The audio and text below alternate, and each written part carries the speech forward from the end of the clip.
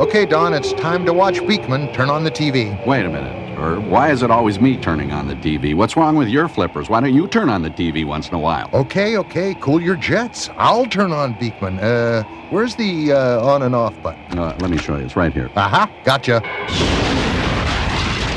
Fact! Every human has 2 or 3 million sweat glands. I'm Beakman, and you've just broken into Beakman's world.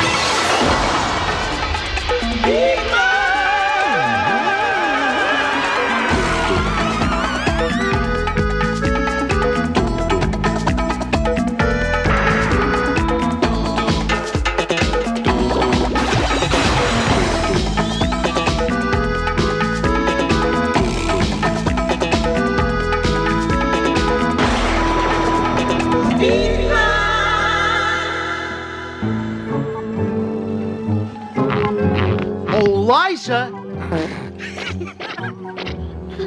do you know what they call really delicious fried chicken in the Finger Lakes region of New York? No. What? Finger Lakin' good. Funny joke, Lester. Liza, I require a question. Mike and Virginia Patrick of Cody, Wyoming, right? Dear Beakman, what gives with geysers and hot springs? Finally, a question about hot wings. Personally, I like to dip them in blue cheese. And Not hot wings, Lester. Hot springs and geysers. oh, well, then forget about the blue cheese. Time to hot-foot it with some hot springs.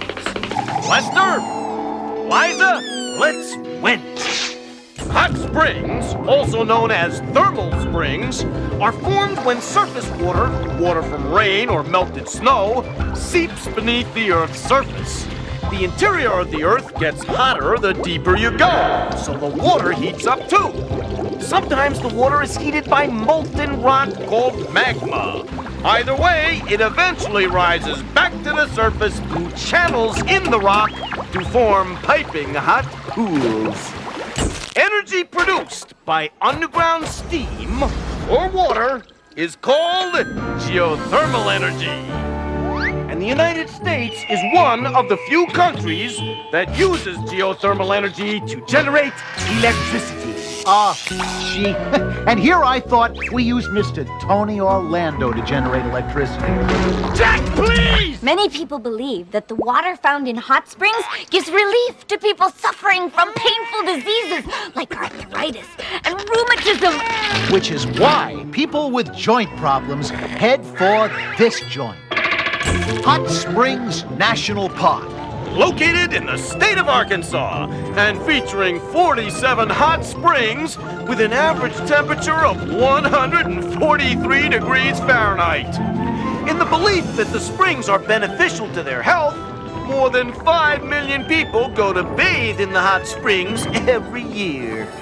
Yeah, been there. You went to bathe? Bathe? Are you nuts? I went there for one reason and one reason only. That's right, to snap wet towels at strangers. Why, I'll have you know that in intellectual bathing cycles, I am known as the Welt King. Anyway, where was I? Hot springs, but it's high time to gallop on to geysers. Geyser? Thanks, Geyser. A geyser is a spring that periodically shoots steaming hot water into the air with explosive force. The most famous geyser in the world is this one. No, that's a geyser, and you don't want to be around when he erupts. I was talking about Old Faithful in Yellowstone National Park. It erupts on average of every 73 minutes, give or take a half an hour, and sends water 150 to 200 feet into the air. So, Lester, of course you're wondering how geysers are formed, aren't you? Well, actually, I'm more interested in how a chocolate souffle is formed. But I know it's therapeutic for you, so go ahead with your science thing. Your support means the world to me. Ray, this topic needs something bogoscopic. A geyser is a hot spring that gets so steamed it explodes. Geysers are formed when water has seeped down into one deep channel. The water at the bottom of the channel gets very hot, but cannot boil because of the weight of the column of water above it. Gradually, the heat at the bottom of the column becomes so high that steam bubbles form. As the bubbles float up, they get bigger and push some water out of the channel. This lowers the pressure, so the rest of the water suddenly boils, and it has no way to go but up and out. I'd like to propose a toast to Mike and Virginia Patrick of Cody, Wyoming. Boy, rhyming Wyoming's sure gonna be tough. As I was saying, to Mike and Virginia Patrick of Cody, Wyoming, you asked about hot springs and geysers, and may all your pigeons be homing. Coming up next, art imitates life by making ink. It's a mess of minutes, but I have an inkling you'll be back. Whoa, saddle up. It's time to recharge. Your resources. Here he is, the cobbler of capriciousness, the boot black of brevity, the Fred Gopher Grandy of the fine and dandy, the one, the only, Beakman! You hear 'em? I'll scare 'em. Let's Tennessee waltz.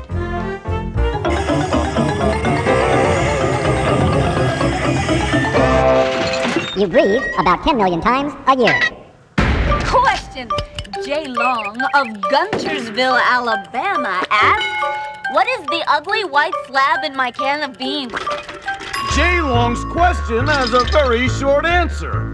This skunk is pure animal fat, used for flavoring. Who cares? It's good eating. Oh, Lester, you get enough fat in your diet. Speaking of diet, I'm thinking of going on a seafood diet. A seafood diet? Yeah, anytime I see food, I eat it. Fast fact! Canada has more lakes than the rest of the world combined. Question. What's the loudest insect? Answer. Ringo. He was the loudest beaver. Yeah. Real answer? The male cicada's high-pitched drone can be heard over a quarter-mile away. Fact, the typical American consumes about a ton of food and drink each year. And the atypical American wears a rat suit and eats 8 times that much. Oh, man. What a pig that guy must be.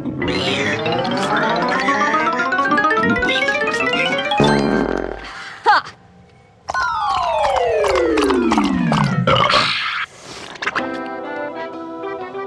Oh, my! Do you know what that music means? Ooh, we're stuck in an elevator? No, it means it's time for...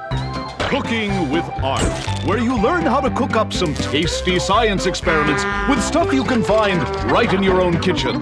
Here's your host, the always appetizing Art Burns. Yo, how are yous? And welcome to my humble commode.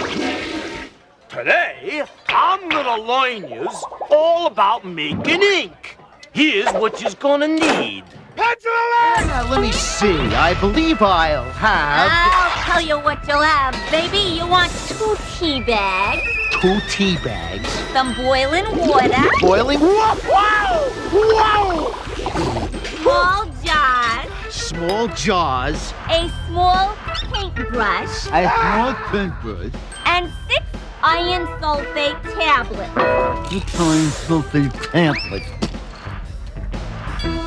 If you're gonna try our experiments, do them only the way we do them. Safely and with the help of an adult. And next time you're here, try our bear claws. Oops! We're back! Let's make some ink. Before we start, the ink we're making can really make a mess. so make sure you're not in your good clothes. Oh, and make sure you're not in your good house either. Okay, these are iron tablets. The kind you get at your drugstore to supplement your diet. Unless you eat the wholesome cuisine I sling here at the truck stop. First, put 6 of his tablets in his glass jar, like so. Then, put 2 teaspoons of hot water into the jar. Here's 1 and 2. And stir. Where are Mr. Limbaugh's pig knuckles? Hey, did he check his fingers? You'll notice there's some white gunk at the bottom of the jar which didn't dissolve. Hey, it's worthless, so don't worry about it. All right, it's on to prepare high tea. Place your tea bags into a small jar. Carefully add about 1/4 cup of boiling water, like that, and let it brew for about an hour. Yo, time lapse. Lapsing! Now, remove the tea bags and combine the iron water and the tea in 1 jar and mix. You will notice a chemical reaction occurs. That means the stuff is changing. The result is something I like to call iron tannate. There's other chemicals in there, so be sure you don't drink the ink. Instead, leave it somewhere safe overnight like I did. I choose my dishwasher because I never use it. 1 day later. Now is the time for your small paintbrush. Because now is the time to use his ink. So, there you have it. Another work of art. Until next time, this is Art Boyne writing. Yo, get out of my kitchen!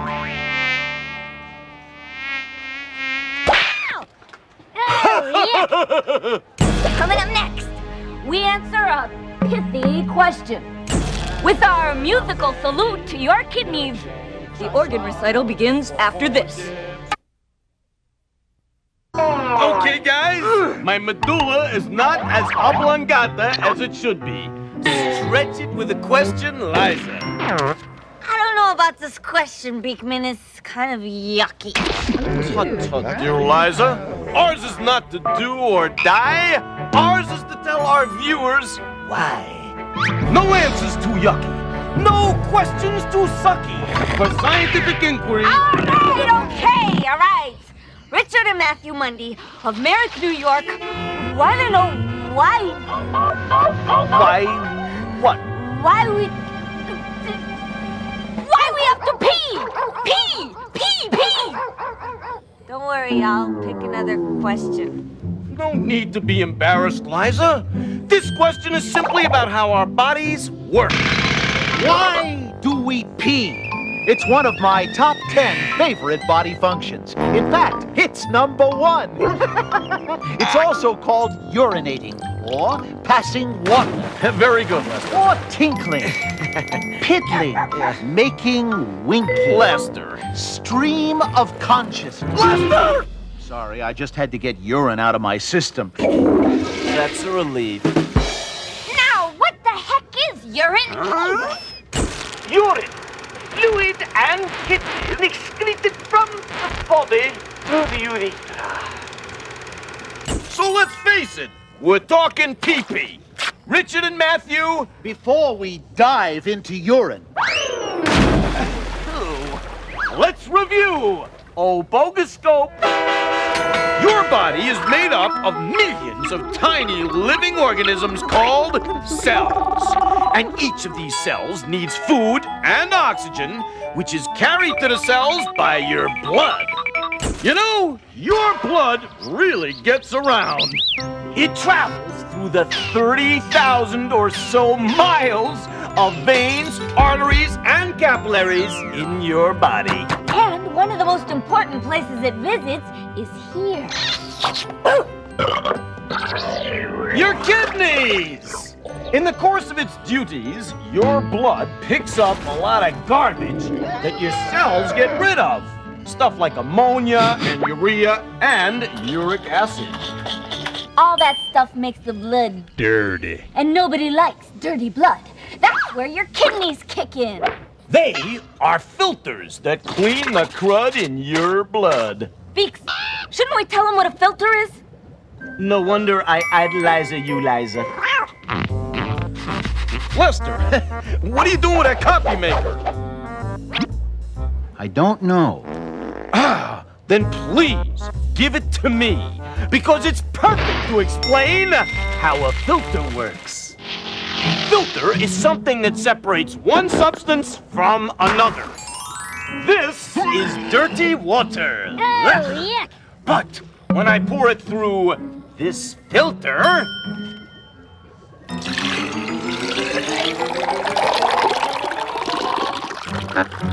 the water comes out much cleaner.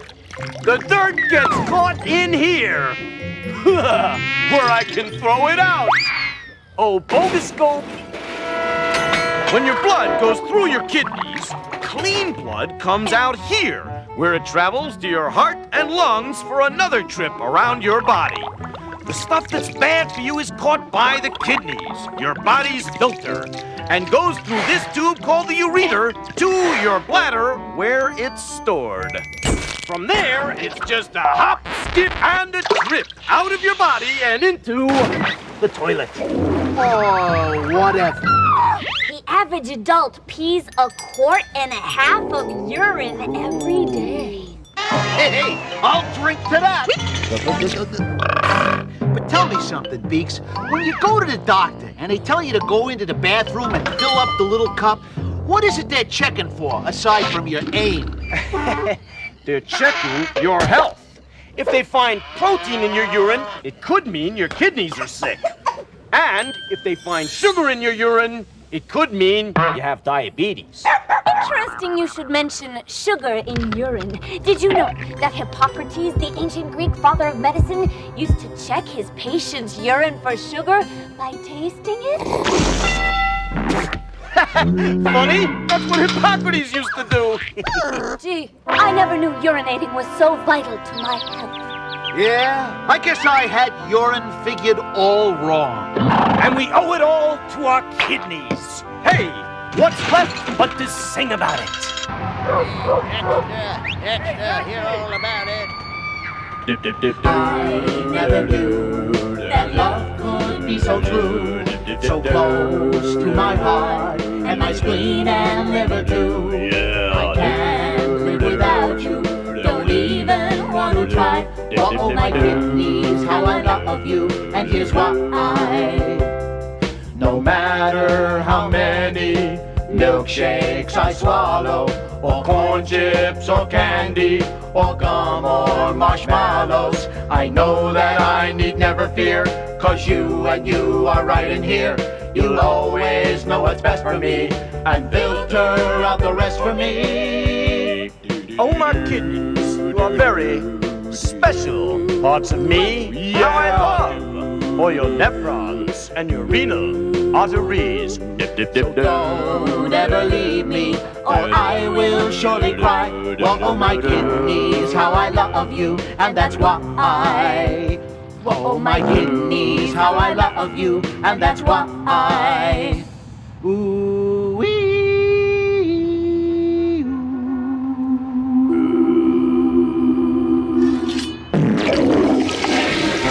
Richard and Matthew Mundy of Merrick, New York. That's what you need to know about your need to go. Speaking of which, Tabitha Wilson of Wichita, Kansas, wants to know why girls' shirts have buttons on the left while guys' shirts have buttons on the right. Hey, yeah, why is that? Beakman will zip in here with an answer after this. if you have a question about how the world works, just write us at Beakman's World, P.O. Box 30087, Kansas City, Missouri, 64112. Don't forget your name and address. And if you know mine, send that too. Why do men's shirts button to the right and women's shirts button to the left? Men's shirts button to the right because it's easier that way for right-handed men. Typical. What about right-handed women?